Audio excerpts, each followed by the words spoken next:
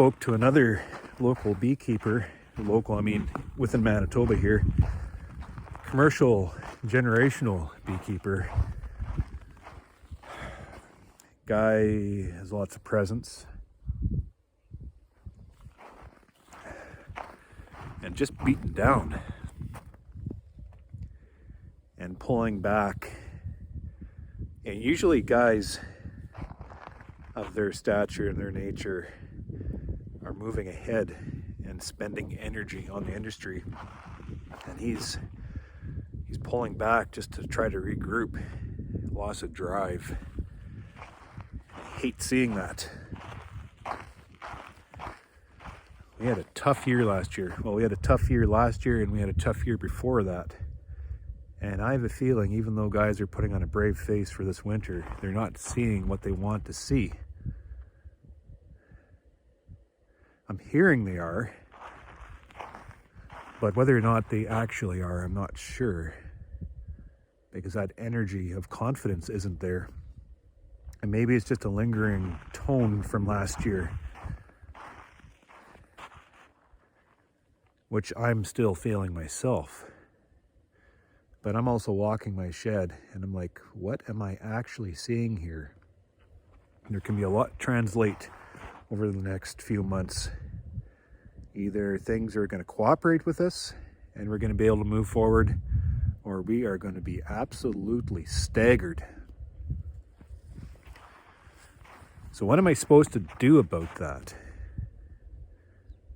You know, it's not healthy. Our industry is not healthy right now. Guys are stagnated. They're just stuttered. We need a little bit of a push.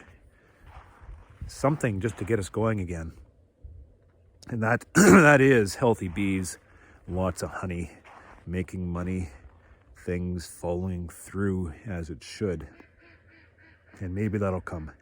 We just got to be able to step out of this doom and gloom and misery to be able to proceed. But my role, sitting as chair of our association, is to help promote that spirit, that activity that's needed within our industry to help, you know, capture some energy or maybe promote that energy, get going. I'm having a hard time doing it, even with myself being beaten down a little bit. So we're focusing on, my focus anyways, is on three things just to help get ourselves out of this lull. First thing is, well, the root to all of our problems is inadequate disease control, notably being the varroa mite. So we need to reach out and we need to be able to promote these functions, these products, activities, however you want to describe it. We need to be able to bring better mite treatment products to beekeepers. And how do we do that as individual beekeepers? How do we execute that feat that is well beyond our scope as an individual? Sitting as the chair of the research committee a few years ago, and I was just inundated with ideas and energy, and sitting there as a sole chairperson of this committee, well, what the hell am I supposed to do about that? So one of the things that we gravitated towards was taking example from other associations in creating a technical support system program, like a tech transfer program, and that's what we moved and developed. And that's one of the ways we are able to spend our energy towards the issues at hand. Hiring a lead, so then you can just dump all this conversation, all this ambition and energy onto them to be able to move, act on. And it's quite an interesting thing once things get spinning. We've only been 2 years into it, but we are moving forward, and the tone across the country is this is something we need to support nationally. And if we can get a little bit of national support to help baseline these projects, to pull that bare bones operating costs off the individual association. If we can just help promote the sustainability of the funding of these programs, we're going to be able to spin a lot of these projects that beekeepers are talking about to focus on bee health, the number one issue within our industry right now. So I've been putting a lot of energy towards that, and I'm quite excited.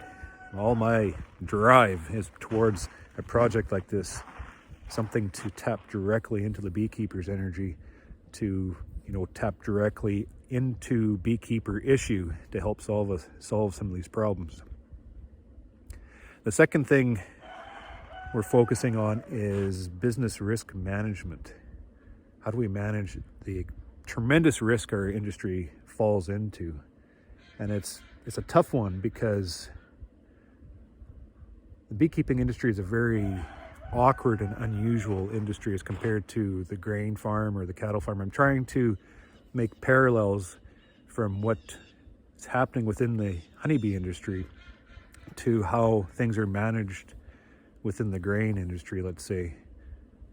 And things are much more understood within the grain sector, more clear cut, more involvement, there's just more of it. So it helps create more of a workable system. Looking into our beekeeping industry, and it's just so damn awkward and annoying, and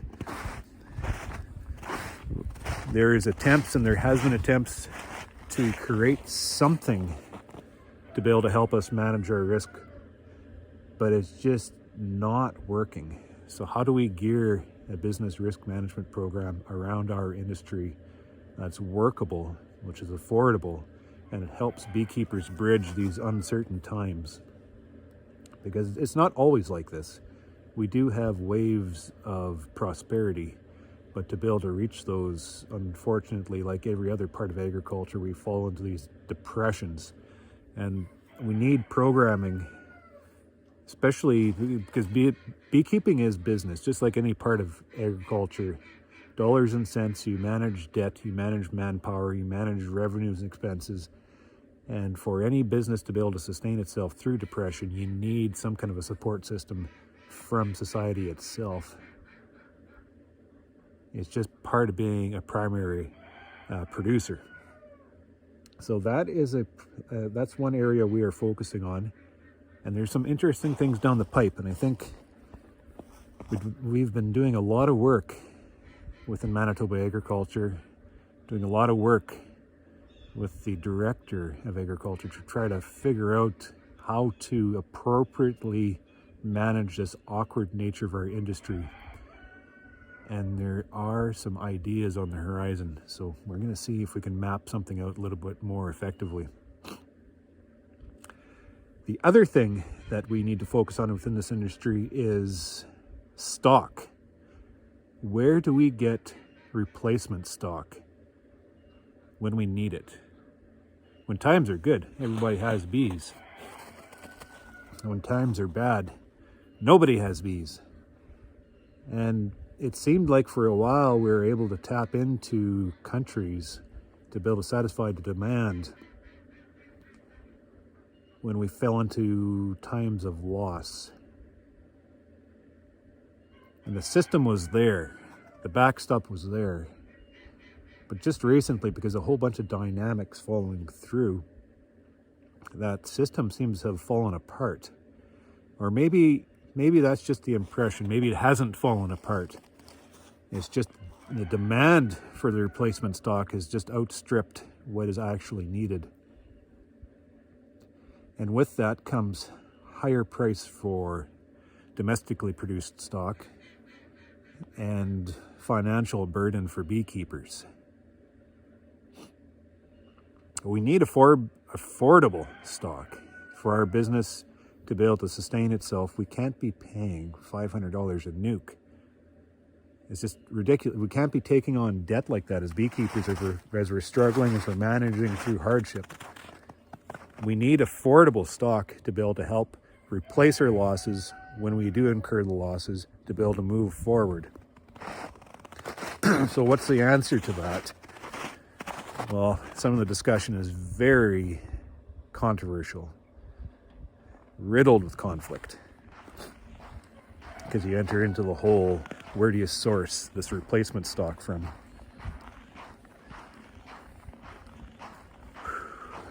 There's something I hadn't quite prepared myself when I become chairperson on, the conflict that followed through in this whole discussion.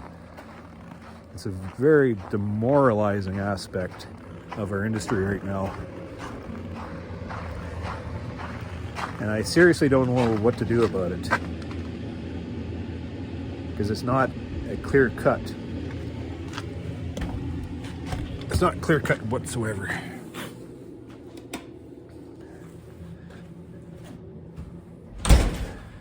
But it is an industry. We need to keep an open mind. We need to proceed forward using science at our disposal. And just because we have, we need to be able to recognize opportunity. As beekeepers, we capitalize on opportunity. And if things change as time goes by, circumstances change, we need to be able to evolve with the times. And if there's an opportunity that presents itself, we need to be able to capitalize on that. And we can't have a system that stagnates our ability to take on opportunity. It's just everything about me goes, I don't believe in that. We need to be able to recognize the situation,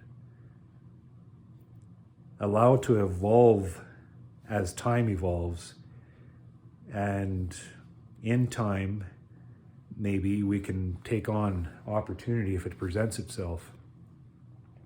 And if the science shows us that we can't evolve past the apparent problems, then so be it. That's all there is to it. But just to remain in a stagnant holding pattern isn't healthy for an industry, especially when there's so much pressure on our operations and the sustainability of our businesses. If we can't resolve the issue one way, we have to broaden our scope to be able to take on opportunity to resolve it other ways. And that's where the fighting starts.